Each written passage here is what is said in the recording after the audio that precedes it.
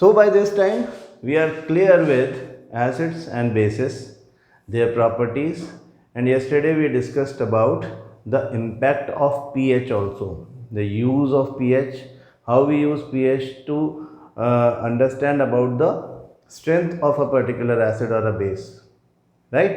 तो universal indicator भी हमने सीख लिया, पीएच भी हम समझ गए, एसिड्स बेसिस की प्रॉपर्टीज़ भी हमने सीख ली। जैसा कि हमने कल कहा था कि नेक्स्ट क्लास हम एनसीईआरटी के in text questions associated with the pH topic वहाँ से शुरू करेंगे, and then further we will start discussing about the salts. तो पहले हम हमारी बुक पे चलते हैं और these are the in text questions, इनको एक बार जल्दी जल्दी देख लेते हैं क्या है। First question says you have two solutions A and B. The pH of solution A is 6 and pH of solution B is 8. Which solution has more hydrogen ion concentration? Which of this is acidic and which one is basic?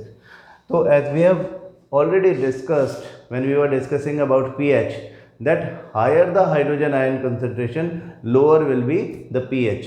So pH 6 as compared to pH 8 would be having more hydrogen ion concentration. That means solution A is having more hydrogen ion concentration as compared to solution B, and solution A is acidic and solution B is basic. ठीक, 7 pH से नीचे वाले सब acidic, 7 pH से ऊपर वाले सब basic, 7 pH वाला न्यूट्रल। ये कंसेप्ट हमारा क्लियर होना चाहिए बाय दिस टाइम। वो तो मेरे ख्याल से आपको अब समझ अच्छे से आ ही गया होगा। What effect does the concentration of H plus ions have on the nature of the solution? If the hydrogen ions are in higher concentrations, the nature of solution would be acidic. H plus ions are responsible for acidic properties of an acid. Question number 3, do basic solutions also have H plus ions? If yes, then why are these basic? हमने ये सीखा है कि acidic properties के लिए H plus ions responsible हैं और basic properties के लिए OH माइनस आयंस रिस्पॉन्सिबल हैं। ये बात तो हम समझते हैं, लेकिन यहाँ पे क्वेश्चन पूछा जा रहा है कि क्या बेसिक सॉल्यूशंस में H प्लस आयंस भी होते हैं, और अगर H प्लस आयंस उसमें होते हैं तो फिर ये बेसिक क्यों है, एसिडिक क्यों नहीं है ना। अच्छा क्वेश्चन है। तो यहाँ पे हम ये समझें कि एक न्यूट्रल सॉल्यूशन में H प्लस आयन कंसनट्रेशन और OH माइनस आयन कंसनट्रेशन बराबर होता है। ठीक, वो न्यूट्रल इसीलिए होता है क्योंकि उसमें H प्लस आयन या OH माइनस आयन में से किसी का भी कंसनट्रेशन हायर साइड में नहीं है। तो when we say that higher H plus ion concentration, तो higher in comparison with OH minus ions. जब H प्लस आयन कंसनट्रेशन बढ़ती है तो OH माइनस कंसनट्रेशन कम हो जाती है। हाँ, सिमिलरली जब OH माइनस आयन कंसनट्रेशन बढ़ती है तो H प्लस आयन कंसनट्रेशन कम हो जाती है। किसी बेसिक सॉल्यूशन में OH minus ion concentration H plus ion concentration की कंपैरिजन में ज़्यादा होती है। ये मतलब नहीं है कि बेसिक सॉल्यूशन है तो उसमें H प्लस आयंस होंगे ही नहीं, होंगे, but there concentration would be lesser as compare to OH minus ions. अगर OH माइनस आयंस की कंसनट्रेशन बहुत ज़्यादा है तो वो स्ट्रॉन्ग बेस होगा, अगर कंपैरेटिवली कम है तो वीक बेस होगा। लेकिन in all the cases whenever there is a basic solution, OH minus ion concentration would be greater as compare to H plus ion concentration. तो H plus ion concentration zero नहीं है, ऐसा नहीं है कि H plus ion है ही नहीं। OH minus ion concentration H plus ion से ज़्यादा है। ये बात बस कंसेप्ट के लिए सिखाई गई है, हमको ध्यान रखें। Under what soil condition do you think a farmer would treat the soil of his fields with quicklime CaO calcium oxide, slaked lime calcium hydroxide जैसा हम कल बात कर रहे थे, और chalk that is calcium carbonate. What is the similarity between all these three substances? इस बात को ध्यान दो। कैल्शियम ऑक्साइड क्या है? अब हमको थोड़ा बहुत आइडिया लग जाना चाहिए कि हम, क्योंकि ये बात कर चुके हैं कि metal oxides are always basic in nature. Slaked lime calcium hydroxide CaOH whole twice, वो तो है ही एक base, and calcium carbonate CaCO3 is a salt having basic properties.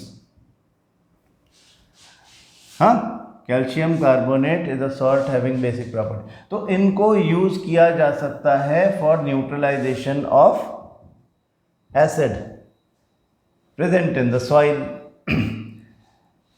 Acidic soil में प्लांट्स ग्रो नहीं करेंगे, सीड जर्मिनेशन सक्सेसफुली हो सकता है ना हो, इसलिए सॉइल को न्यूट्रलाइज करना ज़रूरी है.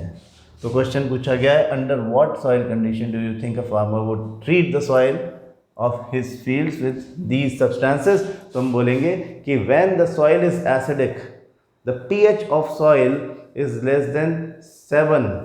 जब वो एसिडिक प्रॉपर्टीज शो करने लग गई है, क्यों एसिडिक सॉइल हो जाएगी, हमने बताया था कि over use of chemicals, over use of chemical fertilisers ऐसा हो सकता है. हो सकता है कहीं से इंडस्ट्रियल वेस्ट उस सॉइल में चला गया हो तो भी वो एसिडिक हो जाएगी, एसिड ड्रेन हो जाएगा तो भी वो एसिडिक हो जाएगी. This all could have been the reasons behind that. लेकिन अगर वो एसिडिक हो गई है तो पहले क्या करेंगे, सॉइल का pH टेस्ट करेंगे, और जब pH टेस्ट में पता चलेगा वो एसिडिक है तो फिर उसको न्यूट्रलाइज करेंगे. न्यूट्रलाइज करने के लिए हमको कैल्शियम हाइड्रोक्साइड या क्विक लाइम या कैल्शियम कार्बोनेट टाइप का कोई सब्सटेंस चाहिए जिसको हम यूज़ कर सकें वहाँ पर एज अ न्यूट्रलाइजिंग एजेंट. तो ये आपके इंटेक्स क्वेश्चंस हो गए. अब हम बात करेंगे about salts. This chapter is acids, bases and salts, and acids and bases are already talked about. Now we will discuss about salts. Salts होता क्या है? What are salts? Salts are basically the products of neutralization reaction. इतना तो आपने देख लिया कि किसी न्यूट्रलाइजेशन रिएक्शन यानी एसिड और बेस की रिएक्शन में दो सब्सटेंसेस, दो प्रोडक्ट्स बनते हैं. एक होता है सॉल्ट, दूसरा होता है वाटर. और न्यूट्रलाइजेशन रिएक्शन यही है. जब हमसे कहते हैं व्हाट इज न्यूट्रलाइजेशन, तो हम कहते हैं this is a reaction between acids and bases as a result of which salt and water are formed. तो हम यहाँ पर सॉल्ट्स के बारे में बात करेंगे, जनरल बात सॉल्ट्स के बारे में. स्पेसिफिक फोकस डालेंगे सोडियम क्लोराइड सॉल्ट, जो कि हमारा एडिबल सॉल्ट है, डे टू डे लाइफ में काम आने वाला, हमारा फूड में यूज़ करने वाला एडिबल सॉल्ट. हाँ, जिसको हम कॉमन सॉल्ट नाम से भी जानते हैं, जिसको हम रॉक सॉल्ट भी बोलते हैं. वो सॉल्ट जो है उसको, उसके बारे में और उससे जुड़ी हुई कुछ केमिकल रिएक्शंस के बारे में बात करेंगे. उसके अलावा ये क्योंकि बहुत इम्पॉर्टेंट सेक्शन है, बड़े क्वेश्चंस यहाँ से आते हैं, तो कुछ स्पेसिफिक रिएक्शंस, कुछ स्पेसिफिक केमिकल रिएक्शंस और उनकी utility of the products formed during that those reactions, उनके बारे में भी हम बात करेंगे.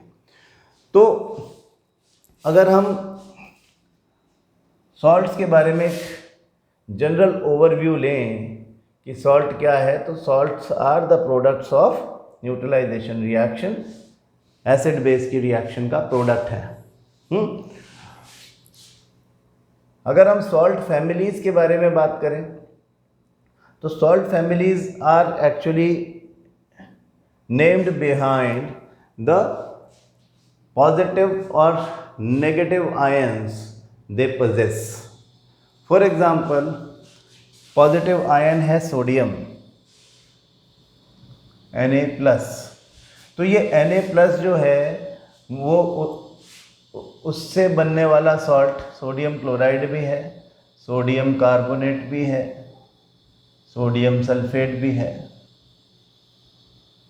तो इन तीनों सॉल्ट्स को हम बोलते हैं सॉल्ट्स ऑफ सोडियम फैमिली. हाँ, और this is a family of sodium salts. ठीक है. अगर sodium sulphate, calcium sulphate, potassium sulphate, magnesium sulphate सब सॉल्ट हैं. हाँ, इन सबको देखा जाए तो इन सब में कॉमन क्या दिखता है, एक negatively charged ion sulphate SO4-2. We call it sulphate, 9th class में सीखा था हमने. तो ये सल्फेट फैमिली होगी. हाँ, और हम इनको सल्फेट सॉल्ट्स बोलेंगे. Potassium chloride, magnesium chloride, sodium chloride. हाँ, ये सब क्लोराइड फैमिली बोले जा सकते हैं। तो family of the salts belong to a particular ion, positive और नेगेटिव दोनों में से कुछ भी हो सकता है। बड़ी जनरल बात है, कोई ख़ास बात नहीं।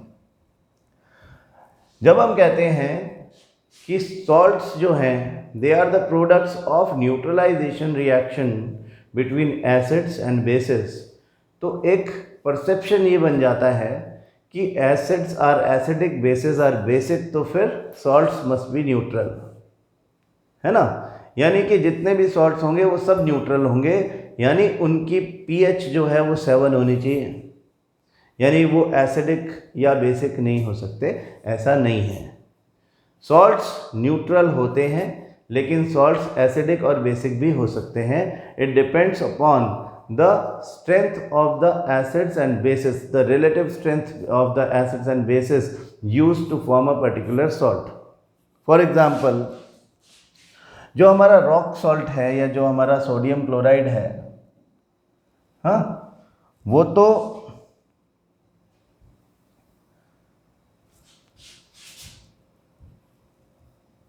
सोडियम क्लोराइड जो हमारा है, वो कैसे बना होगा?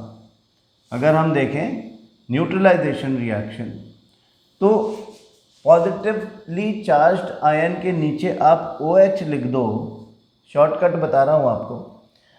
क्लोराइड जो नेगेटिवली चार्ज्ड आयन है उसके पीछे H लिख दो, तो आपको मिल जाएगा वो सॉल्ट, वो बेस और वो एसिड जिनसे मिलके ये बने हैं, यानी NaOH इज सोडियम हाइड्रोक्साइड और HCl that is hydrochloric acid.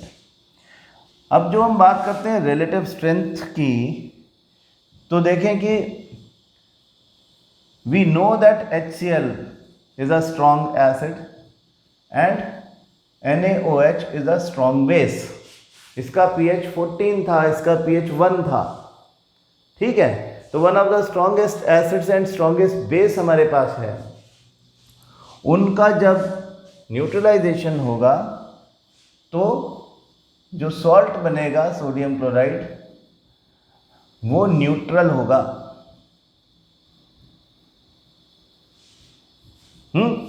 A salt made up of a strong acid and a strong base. A salt made as a result of neutralization reaction between a strong acid and a strong base is neutral. Similarly, a salt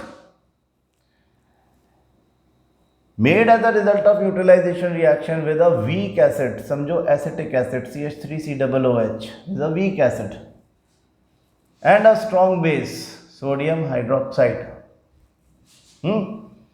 ऐसा भी हो सकता है, ये weak base है। चलो मैं अभी इसको स्ट्रॉन्ग बेस को हटा देता हूँ, मैं वीक बेस लगा देता हूँ। कोई एक वीक बेस लगा लेते हैं, calcium hydroxide CaOH whole twice is a weak base. इन दोनों के बीच में न्यूट्रलाइजेशन रिएक्शन हो रही है, तो सॉल्ट बन रहा है कैल्शियम इथेनोएट या calcium acetate CH3COO whole twice Ca, है ना। आप बोलोगे ये कैसे बना, मैं अभी बता देता हूँ। साथ में वाटर बनेगा, साथ में वाटर बनेगा। ये कैसे बना? कैल्शियम हाइड्रोक्साइड का कैल्शियम Ca+2 यानी इसकी वैलेंसी है 2, और CH3COOH CH3COO- और H+ से मिलके बना है। तो ये एक पॉलीएटॉमिक आयन है जिसकी वैलेंसी है 1। तो आप जब इनको क्रिस क्रॉस करोगे, हाँ, तो क्या हो जाएगा कि कैल्शियम तो 1 रह जाएगा और CH3COO के नीचे 2 आ जाएगा, लाइक दिस, है ना। थोड़ा अलग तरह से बना हुआ मॉलिक्यूलर फॉर्मूला है इसका, तो क्योंकि इसमें थोड़ा सा बड़ा पॉलीएटॉमिक आयन इस तरह से रखा हुआ है। नॉर्मली हम पॉजिटिवली चार्ज आयन को पहले लिखते हैं, लेकिन यहाँ पे थोड़ा सा एक्सेप्शनल केस है। तो इसको हम बोलते हैं कैल्शियम एसीटेट या calcium ethanoate, and this should also be neutral. तो न्यूट्रल सॉल्ट वो हैं जो या तो स्ट्रॉन्ग एसिड और स्ट्रॉन्ग बेस के आपस में रिएक्शन करने से बने, और या फिर वो हैं जो कि एक वीक एसिड और वीक बेस के आपस में रिएक्शन से बने। At this level 10th class के लेवल पे आप इसको इसी तरह से समझो। हालांकि इसमें थोड़ा बहुत ये फ़र्क पड़ जाता है कि इनका अल्टीमेटली pH एग्जैक्टली 7 हो, ये ज़रूरी नहीं है, तो थोड़ा ऊपर नीचे हो सकता है, जिस वजह से ये एसिडिक या बेसिक हो सकते हैं। लेकिन प्राइमरीली एसिडिक सॉल्ट और बेसिक सॉल्ट अगर हम देखें तो हमें दिखेगा कि एक एसिडिक सॉल्ट जो होगा, यानी अ salt having a pH less than 7, वो एक स्ट्रॉन्ग एसिड जैसे H2SO4 और एक वीक बेस जैसे कि magnesium hydroxide MgOH whole twice. हाँ, this is a strong acid,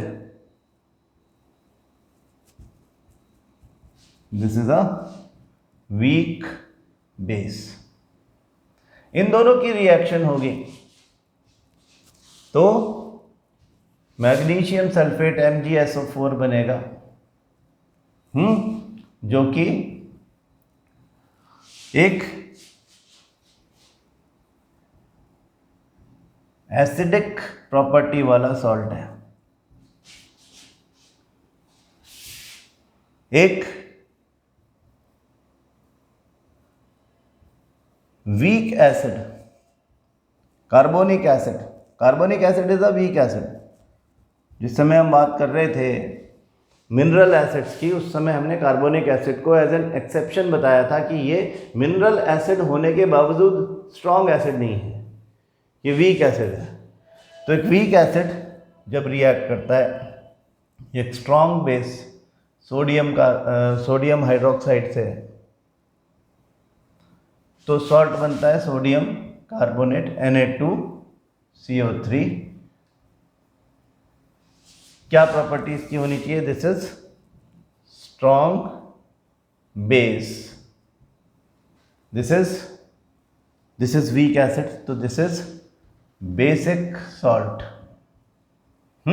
यानी a salt with basic properties. आपको क्वेश्चन पूछा जाता है कि बताओ out of the given salt which one is acidic और न्यूट्रल और बेसिक। जैसे हमें दिया सोडियम सल्फेट Na2SO4, तो हम क्या करेंगे, इनके बीच में एक लाइन बनाओ, पॉजिटिव आयन के नीचे लिखो नेगेटिव आयन जो कि वाटर पोजेस करता है OH-, नेगेटिव आयन के नीचे H+ लिख दो, तो यहाँ बन जाएगा H2SO4, यहाँ बन जाएगा NaOH। अब आपको ये नॉलेज होना चाहिए कि सोडियम हाइड्रोक्साइड और सल्फ्यूरिक एसिड दोनों स्ट्रॉन्ग बेस एंड एसिड हैं रिस्पेक्टिवली। हाँ, sulphuric acid is a strong acid, sodium hydroxide is a strong base. अगर आपको ये पता है तो आप बोलोगे कि अच्छा ये भी स्ट्रॉन्ग, ये भी स्ट्रॉन्ग, तो फिर ये न्यूट्रल है।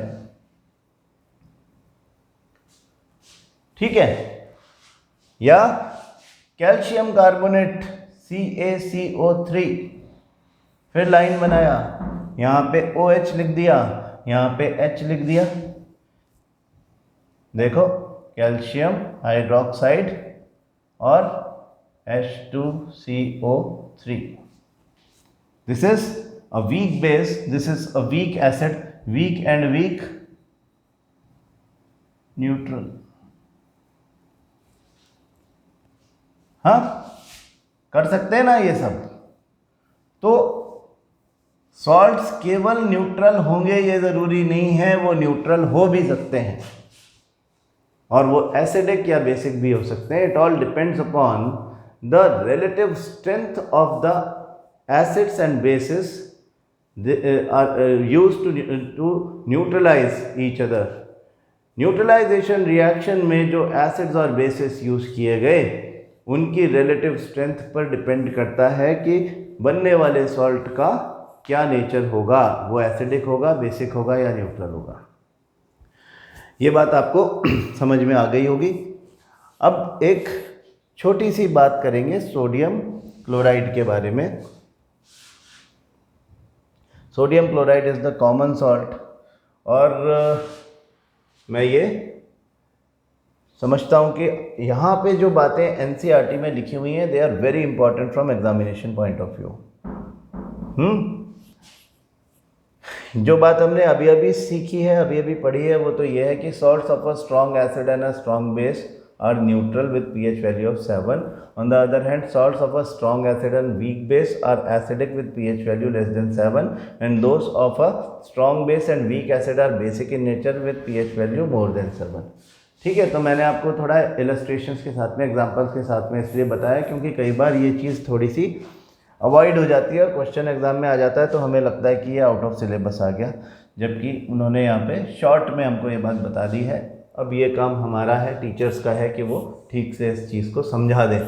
तो अब कॉमन सॉल्ट के बारे में कुछ बातें जो यहाँ आपको हाईलाइट कर लेनी चाहिए वो मैं आपको बता रहा हूँ। आप अपने साथ एनसीईआरटी लेकर के बैठे होंगे, ऐसा मेरा मानना है। नहीं बैठे हैं तो अब उठा लें, हाईलाइट करना है कुछ एक बातों को जो एग्ज़ाम के लिए बहुत इंपॉर्टेंट है।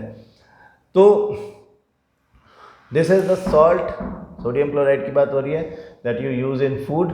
You must have observed in the above activity that it is a neutral salt. So sodium chloride is a neutral salt.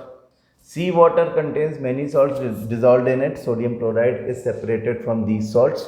Deposits of solid salt are also found in several parts of the world. These large crystals are often brown due to impurities.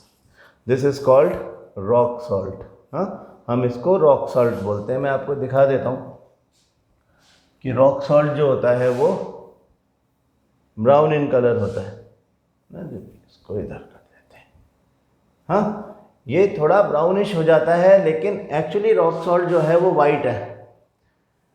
इसकी rocks brown है because of impurities. इनमें impurities हैं जिन्हें हमें बाहर निकालना है। तो रॉक सॉल्ट ऐसा दिखता है, आप इसे हाईलाइट कर लें। हाँ, कि they are often brown due to impurities. किस कलर का है? ब्राउन है। नेचर में जब मिलता है रॉक सॉल्ट किस कलर का है? ब्राउन है। और क्यों ब्राउन है? क्योंकि उसमें इम्प्योरिटीज़ हैं। This is called rock salt, हम इसको रॉक सॉल्ट बोलते हैं। Beds of rock salt were formed when seas of, कैसे बनी? When seas of bygone ages dried up. बहुत पुराने समय से चल रहा है ना ये सब। तो जो formation of the earth surface है उसमें बहुत सारे ऐसे ओशन जो पुराने टाइम में थे वो ड्राई अप हो गए हैं। उनसे, उनके ड्राइंग अप से ये सीज ऑफ बायगॉन एजेस जब ड्राई अप हो गए तो रॉक सॉल्ट के बेड्स बन गए। Rock salt is mined like coal. जैसे कोल को निकालते हैं वैसे इसको भी हम माइनिंग से निकाल लेते हैं। ठीक है, ये जो पिक्चर है ये दांडी मार्च का है, कभी कभी इसका रेफरेंस हो जाता है। हाँ, आप अपनी हिस्ट्री में पता करो कि दांडी मार्च क्या है। Basically this is something, this is a movement जो कि महात्मा गांधी ने शुरू किया था जब इंडिया वॉज नॉट, हमारे फ्रीडम स्ट्रगल चल रहा था उस समय की बात है। तो उन्होंने नमक निकालना ऐसा कि ये हमारा राइट है, जिसके ऊपर शायद जिसके एक्सट्रैक्शन पे रोक लगी हुई थी, ब्रिटिश गवर्नमेंट ने रोक लगा रखी थी।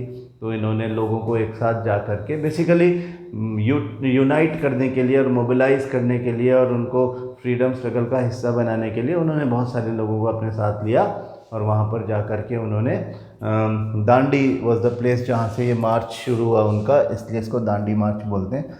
खैर वो हमारा सब्जेक्ट नहीं है। तो हम तो सबसे पहले ये देखेंगे कि सॉल्ट बनता कैसे है।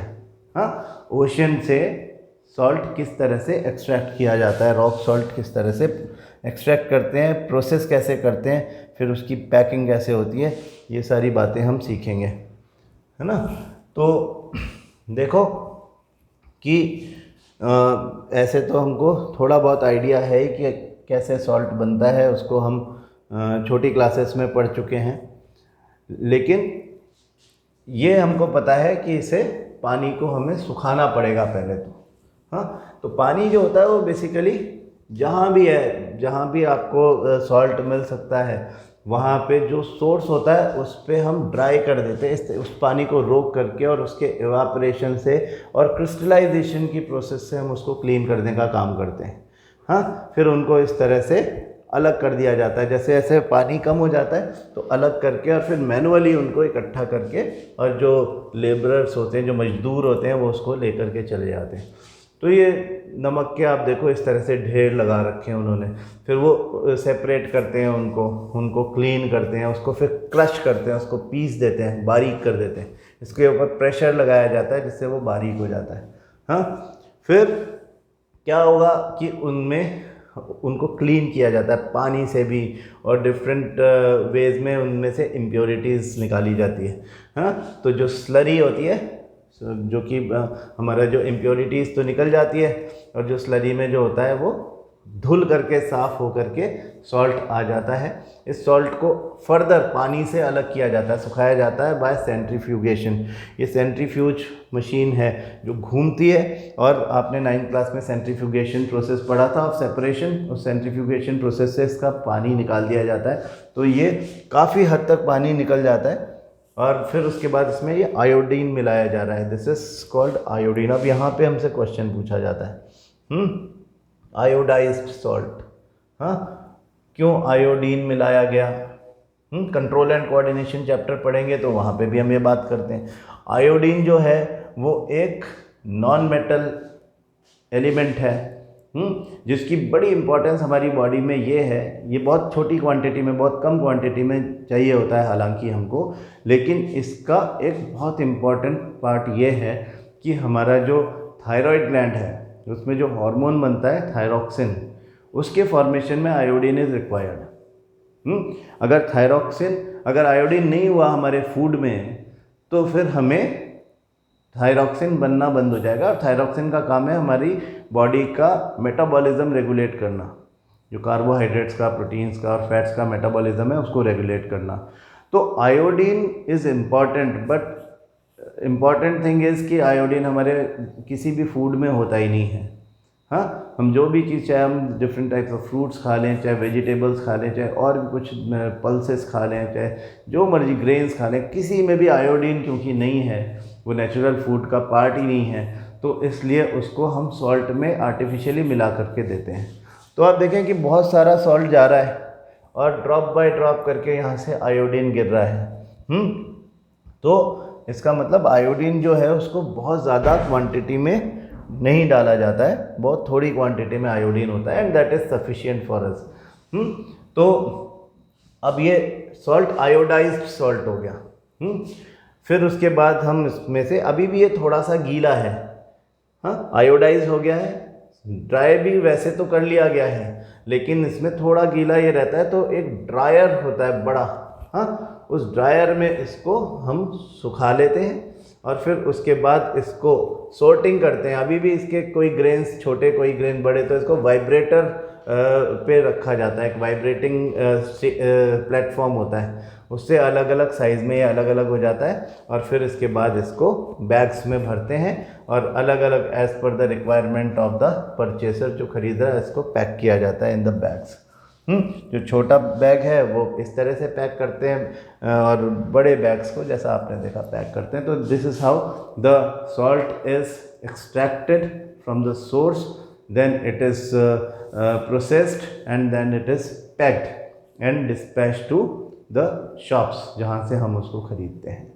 ये तो बात हमारे कॉमन सॉल्ट के हम तक पहुँचने की हो गई। रॉक सॉल्ट की फॉर्म में ये मिलता है, आप इसका ध्यान रखें। अब जो बात इम्पॉर्टेंट है वो ये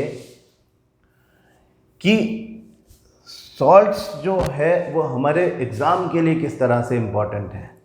हाँ, सॉल्ट्स की केमिकल रिएक्शंस जो हैं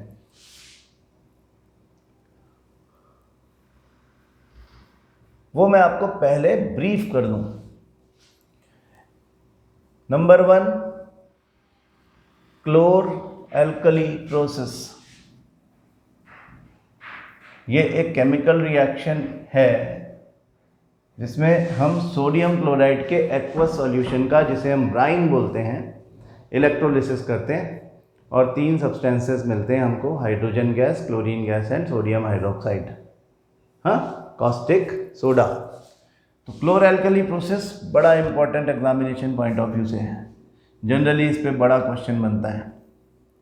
दूसरा, formation of sodium carbonate and sodium bicarbonate. Sodium carbonate और सोडियम बाइकार्बोनेट भी सोडियम क्लोराइड से या ब्राइन से ही बनाए जाते हैं। ब्राइन जो होता है सोडियम क्लोराइड प्लस वाटर, उसमें अमोनिया और कार्बन डाइऑक्साइड गैसेस पास करके सोडियम बाइकार्बोनेट बनाते हैं। फिर उसके बाद उसको सोडियम बाइकार्बोनेट को हीट करते हैं तो सोडियम कार्बोनेट कार्बन डाइऑक्साइड और वाटर के साथ बन जाता है। इसका रिक्रिस्टलाइजेशन करके सोडियम कार्बोनेट डेकाहाइड्रेट या वॉशिंग सोडा बनाते हैं। तो sodium carbonate washing soda, bicarbonate is baking soda. ये कैसे बनता है इसके बारे में भी ये बहुत सारे क्वेश्चन बनते हैं इसमें, इनके यूजेस के बारे में। तो दिस इज इक्वली इम्पॉर्टेंट, जैसा उसकी बात हुई वैसे ही इक्वली इम्पॉर्टेंट है। Third topic in the salts is water of crystallisation. इसमें हम वाटर ऑफ क्रिस्टलाइजेशन का मतलब, यूजेस एंड एग्जाम्पल समझेंगे, छोटा सा टॉपिक है। और चौथा है प्लास्टर ऑफ पेरिस, पीओपी। वो वाटर ऑफ क्रिस्टलाइजेशन से जुड़ा हुआ मामला है। Partial removal of water of crystallisation of calcium sulphate dihydrate से प्लास्टर ऑफ पेरिस बनता है, उसके यूजेस की बात होती है। एक छोटी सी चीज़ क्लोर एल्कली प्रोसेस के आगे जुड़ी हुई है, जिसको हम बोलते हैं कि हमारा ब्लीचिंग पाउडर बनाना, वो इससे जुड़ा हुआ है क्योंकि क्लोरीन इसमें बनती है, क्लोरीन से ब्लीचिंग पाउडर बनता है। हाँ, तो ब्लीचिंग पाउडर कैसे बनता है उसके बारे में। अब ये जो बातें आपके सामने लिखी हुई हैं, बड़ा क्वेश्चन इसमें से आएगा, ये बात हमको पहले से पता रहती है ना, कि इसमें से बड़ा क्वेश्चन आएगा। तो जब बड़ा क्वेश्चन इसमें से आएगा तो हम इसकी तैयारी अच्छे से करें, एक एक करके इनकी केमिकल रिएक्शन प्लस खास करके यूजेस, कहाँ पे कौन यूज़ होता है, ये सब हमको ठीक से पता होना चाहिए। तो सबसे पहले हम क्लोर एल्कली प्रोसेस के दिखाने वाला एक वीडियो देखेंगे। This is electrolysis of brine. क्या बोलते हैं हम? Electrolysis of brine. Now what is brine? Brine क्या है? Brine is NaCl plus H2O, यानी highly concentrated solution of sodium chloride and water. Concentrated sodium chloride solution is brine. तो इस Bryan का इलेक्ट्रोलिसिस कर रहे हैं हम।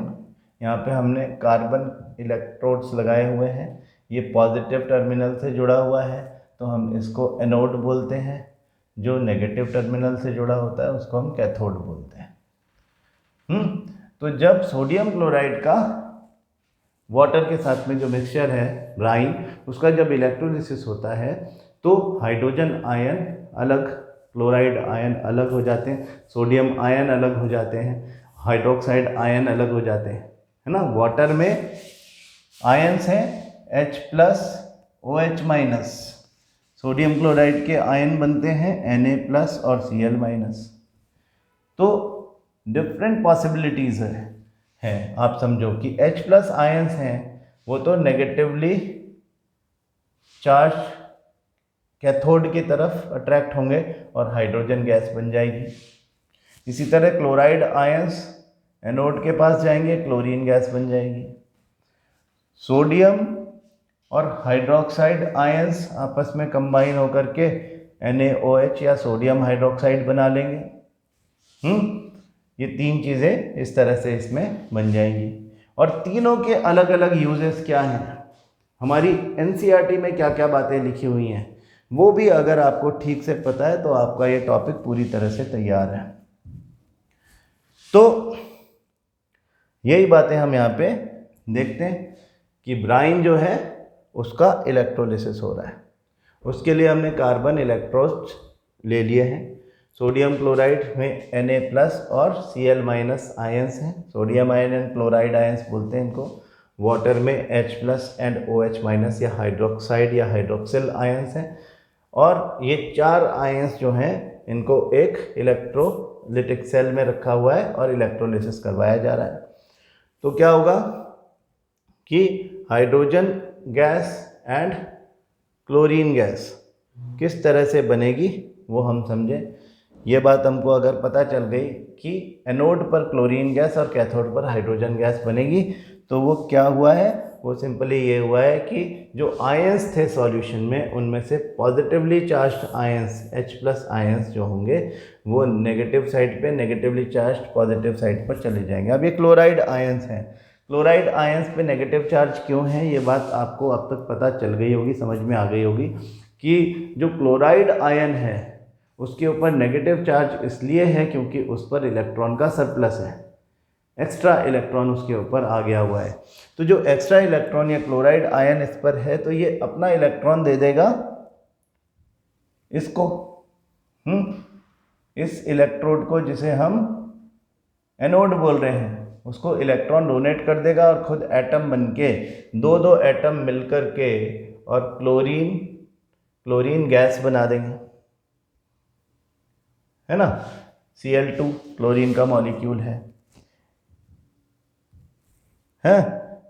इसी तरह की बात जो होगी वो ये मतलब ऑक्सीडेशन हो गया, removal of electron. 2 atoms of chlorine remove 2 electrons and form chlorine gas, molecule of chlorine gas. इसी तरह की चीज़ यहाँ पर हाइड्रोजन के साथ भी होने वाली है। क्लोरीन गैस को हम इकट्ठा कर लेते हैं। एक एक्स्ट्रा नॉलेज के लिए समझ लो कि ये थोड़ा ग्रीनिश येलो कलर की गैस होती है and this is acidic in nature, turns blue litmus to red. Chlorine is acidic in nature. जितने भी पॉजिटिवली चार्ज्ड आयन थे they will get attracted towards the cathode, और कैथोड पर जाकर के वो वहाँ से इलेक्ट्रॉन गेन कर लेते हैं और वो अपना इस तरह का हाइड्रोजन कंबाइन होकर के हाइड्रोजन के मॉलिक्यूल बना के हाइड्रोजन गैस फॉर्म करते हैं। हाइड्रोजन गैस आप जानते ही हो कि it is a gas lighter as compare to air and it has a tendency to burn with a pop sound. इसको आप बर्निंग स्प्लिंटर लेके जाओगे तो एक पॉप साउंड के साथ में जलेगा। तो ये बातें हमको इनके बारे में पता है। जो सॉल्यूशन में सोडियम आयन और हाइड्रोक्साइड आयन है वो कंबाइन होते हैं तो कॉस्टिक सोडा या सोडियम हाइड्रोक्साइड बनाते हैं, ठीक है। तो हाइड्रोजन, क्लोरीन और sodium hydroxide are the 3 useful substances form during this reaction. यहाँ पे ध्यान रखें हाइड्रोजन मिला है कैथोड पर, ये क्वेश्चन पूछा जाता है कि where are they formed. Hydrogen at cathode negatively charged electrode पे, क्लोरीन एट एनोड यानी पॉजिटिवली चार्ज्ड इलेक्ट्रोड पे, और sodium hydroxide is formed near cathode. ये 3 बातें आप याद रखें, ये पूछी जाती हैं क्लोरलकली प्रोसेस में। अब इनके जनरल यूजेस, वैसे तो हमको एनसीईआरटी में क्या लिखा है उस पर फोकस करना है, वो हम देख लेंगे। फिर भी इस पर नज़र डालें। टोटल ओवरऑल रिएक्शन क्या बनी, NaCl + H2O upon electrolysis gives NaOH + H2 + Cl2। Equation को इस तरह से बैलेंस कर दिया जाएगा। तो दीज आर यूजफुल प्रोडक्ट्स, क्या क्या काम में आ रहे हैं, इंडस्ट्रियल यूज़ हैं इनके। क्या इंडस्ट्रियल यूज़ है कि क्लोरीन जो है वो बैक्टीरिया क्लियर या डिसइंफेक्टेंट है। ये हमारे स्विमिंग पूल्स में डिसइंफेक्शन के लिए, बैक्टीरिया को मारने के लिए काम में आती है। वाटर के प्योरिफिकेशन में भी काम में आती है। और उसके अलावा क्लोरीन जो है उससे ब्लीच बनाते हैं, ब्लीचिंग या क्लीनिंग प्रोडक्ट्स या एजेंट्स बनते हैं। उसके अलावा बहुत सारे काम इससे होते हैं, है ना। इसको हम इससे हम PVC बनाते हैं, पॉलीविनाइल क्लोराइड। इससे हम जो हमारे क्लोरोफ्लोरोकार्बन होता है CFC, वो भी बनाने के ये काम में आता है। हाँ, उसके अलावा ये वीड हटाने के लिए वीडीसाइड या पेस्टिसाइड्स बनाने के लिए काम में आता है, जो डोमेस्टिक क्लीनिंग में काम आने वाले प्रोडक्ट्स बनाने के लिए काम में आता है। हाइड्रोजन के साथ में कंबाइन होकर के ये HCl हाइड्रोजन क्लोराइड बनाने के काम में आता है, जो कि बहुत ही यूज़फुल एसिड है। इस तरह से क्लोरीन और हाइड्रोजन के यूजेस अपन देख सकते हैं। हाइड्रोजन जो है, आप अगर सिर्फ हाइड्रोजन की बात करें तो हाइड्रोजन एक फ्यूल भी है, फ्यूचर फ्यूल की तरह से हम सोचते हैं, रॉकेट्स में यूज़ होने वाला फ्यूल है। ठीक है, उसके ऊपर रिसर्च भी चल रही है, हो सकता है कि आगे आने वाले समय में एज अ फ्यूल हाइड्रोजन को यूज़ किया जा सके इंजन्स में, ऑटोमोबाइल्स में। उसके अलावा हाइड्रोजन एक मार्जरीन नाम की एक चीज़ बनाने के लिए काम में आता है, जो कि आइसक्रीम थिकनर होता है। जो आइसक्रीम इंडस्ट्री होती है उसमें थिकनर की तरह से यूज़ होता है मार्जरीन, तो मार्जरीन बनता है हाइड्रोजन से। उसके अलावा एक जो फर्टिलाइज़र्स होते हैं, नाइट्रोजन के साथ अगर आप हाइड्रोजन का रिएक्शन करो तो अमोनिया बनता है।